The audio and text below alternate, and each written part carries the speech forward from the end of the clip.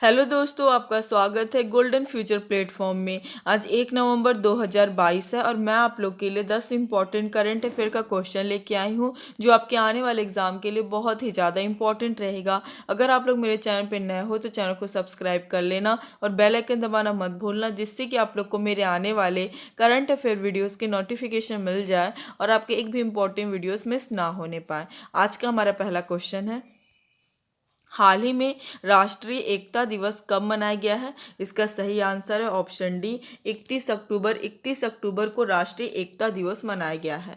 Important points देख लेते हैं हम लोग। राष्ट्रीय एकता दिवस हर वर्ष 31 अक्टूबर को भारत के लोगों द्वारा मनाया जाता है। यह सरदार वल्लभ भाई पटेल की जयंती के अवसर पर मनाया जाता है, जिन्होंने वास्तव में देश को एकीकृत किया। इस आयोजन का जश्न मनाने के उद्देश्य से 2014 में 31 अक्टूबर को हर वर्ष भारत सरकार द्वारा राष्ट्रीय एकता दिवस शुरू किया गया था। हमारा अगला क्वेश्चन है, हाल ही में भारतीय विमानपत्तन प्राधिकरण के साथ किस कंपनी ने समझौता किया है? इसका सही आंसर है ऑप्शन ए, सेल ने भारतीय विमानपत्तन प्राधिकरण के साथ समझौता किया है। इंपॉर्टेंट पॉइंट्स देख लेते हैं हम लोग। Steel authority of India limited, SAIL और airport authority of India AAI ने ओडिशा के राउरकेला से वाणिज्यिक संचालन की सुविधा के लिए एक संचालन और प्रबंधन समझौते पर हस्ताक्षर किए हैं। नागरिक विमानन मंत्रालय ने इस हवाई अड्डे के उन्नयन के लिए वित्तीय सहायता प्रदान की है। ओडिशा सरकार सुरक्षा, अग्निशमन और एम्बुलेंस सेवाएं प्रदान करेंगी। हमारा अगला क्वेश्चन है, हाल ही में G20 शिखर सम्मेलन के सिविल सोसाइटी के अध्यक्ष के रूप में किसे नियुक्त किया गया है? इसका सही आंसर है ऑप्शन ए, एम अमृतानंदमयी को G20 शिखर सम्मेलन के सिविल सोसाइटी के अध्यक्ष के रूप में नियुक्त किया गया है। इंपॉर्टेंट पॉइंट्स देख लेते हैं हम लोग।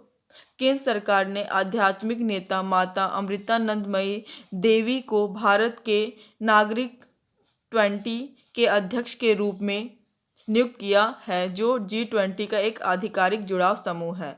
C20 नागरिक समाज संगठनों के लिए G20 नेताओं के लिए गैर सरकारी और गैर व्यावसायिक आवाज़ों को सामने लाने के लिए एक मंच है। भारत 1 दिसंबर 2022 से 30 नवंबर 2023 तक एक वर्ष के लिए G20 की अध्यक्षता ग्रहण करेगा। G20 का स्थापना कब हुआ था? 1999 में हुआ था, ये आप लोग को याद रखना है। हमारा अगला क्वेश्चन है, हाल ही में किस देश के साथ भारत का पहला त्रिपक्षीय नौसेना अभ्यास आयोजित हुआ है? इसका सही आंसर है ऑप्शन सी, अफ्रीका देश के साथ भारत का पहला त्रिपक्षीय नौसेना अभ्यास आयोजित हुआ है। इंपॉर्टेंट पॉइंट्स देख लेते हैं हम लोग।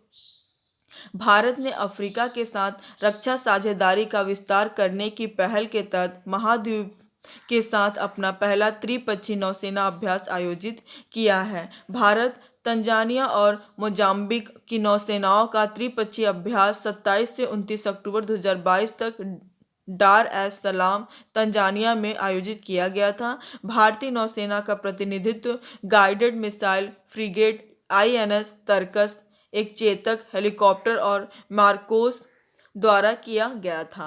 हमारा अगला क्वेश्चन है, हाल ही में हरियाणा में 6,600 करोड़ रुपए से अधिक की विकास परियोजनाओं का उद्घाटन किसके द्वारा किया गया है? इसका सही आंसर है ऑप्शन बी, अमित शाह के द्वारा हरियाणा में 6,600 करोड़ रुपए से अधिक की विकास परियोजनाओं का उद्घाटन किया गया है। इंपॉर्टेंट पॉइंट्स देख लेते हैं हम लोग। केंद्रीय गृह मंत्री अमित शाह ने हरियाणा के फरीदाबाद में 6,600 करोड़ रुपए से अधिक की 4 परियोजनाओं का उद्घाटन और शिलान्यास किया। परियोजनाओं में हरियाणा ऑर्बिटल रेल कॉरिडोर परियोजना और सोनीपत में 590 करोड़ रुपए की रेल कोच नवीनीकरण फैक्ट्री शामिल है, जो 161 एकड़ भूमि में फैली हुई है। उन्होंने 105 करोड़ रुपए की लागत से हरियाणा पुलिस निवास परिसर भोटसी का भी उद्घाटन किया। हमारा अगला क्वेश्चन है, हाल ही में किस कंपनी द्वारा GEM पोर्टल पर कुल खरीद 10,000 करोड़ रुपए के पार की है? इसका सही आंसर है ऑप्शन सी, सेल कंपनी द्वारा GEM पोर्टल पर कुल खरीद 10,000 करोड़ रुपए पार की है। इंपॉर्टेंट पॉइंट से देख लेते हैं। Steel authority of India limited यानी cell government e market place यानी जीएम पर कुल 10,000 करोड़ रुपए से अधिक की खरीदारी कर चुकी है। इसके साथ सेल जीईएम पोर्टल के माध्यम से खरीद के कीर्तिमान को रचने वाला पहला केंद्रीय सार्वजनिक क्षेत्र का उद्यम बन गया है। जीएम पोर्टल लॉन्च कब हुआ था? 2016 में हुआ था। ये आप लोग को याद रखना है। यह पूरी तरह से पेपरलेस ई मार्केट प्लेस है जो सामान्य उपयोग के सामानों की खरीद को सक्षम बनाता है। हमारा अगला क्वेश्चन है, हाल ही में किस राज्य सरकार द्वारा आपदाओं से निपटने के लिए आपदा प्रबंधन योजना तैयार किया जाएगा? इसका सही आंसर है ऑप्शन सी, उड़ीसा राज्य सरकार द्वारा आपदाओं से निपटने के लिए आपदा प्रबंधन योजना तैयार किया जाएगा। इंपॉर्टेंट पॉइंट्स देख लेते हैं हम लोग। उड़ीसा सरकार ने कक्षा 4 से स्नातक स्तर तक के छात्रों के शैक्षिक पाठ्यक्रम में आपदा और महामारी प्रबंधन की शुरुआत की घोषणा की है। इससे उड़ीसा को प्रत्येक गाँव और घर में आपदा प्रबंधन योजना तैयार करने में मदद मिलेगी। 1999 को आए महाचक्रवात की घटना की याद में उड़ीसा हर साल 29 अक्टूबर को आपदा तैयारी दिवस मनाता है, जिसमें राज्य में लगभग 10,000 लोग मारे गए थे। हमारा अगला क्वेश्चन है, हाल ही में किस राज्य सरकार द्वारा सीबीआई से समान सहमति वापस ली है? इसका सही आंसर है ऑप्शन डी, तेलंगाना राज्य सरकार द्वारा सीबीआई से सामान्य सहमति वापस ली है। इंपॉर्टेंट पॉइंट से देख लेते हैं हम लोग। तेलंगाना सरकार ने राज्य में केंद्रीय जांच ब्यूरो यानी सीबीआई को पहले दी गई सभी समान सहमति वापस ले ली। अब से किसी केस की जांच के लिए केस टू केस के आधार पर पूर्व अनुमति लेना आवश्यक होगा।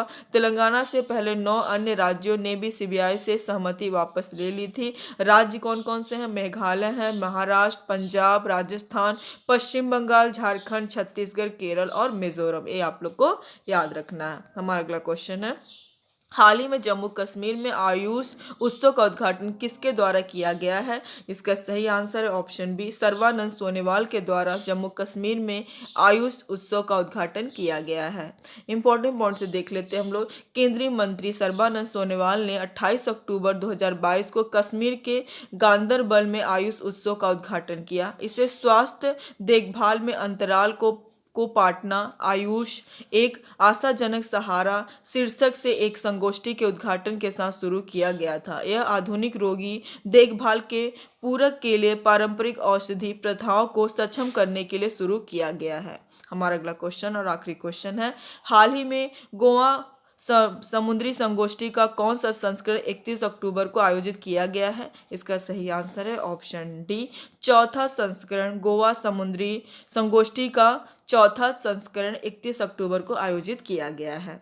इंपॉर्टेंट पॉइंट्स देख लेते हैं हम लोग। गोवा समुद्री संगोष्ठी यानी जीएमएस का चौथा संस्करण गोवा में नौसेना युद्ध कॉलेज यानी एनडब्ल्यूसी द्वारा 31 अक्टूबर से 1 नवंबर 2022 तक आयोजित किया गया।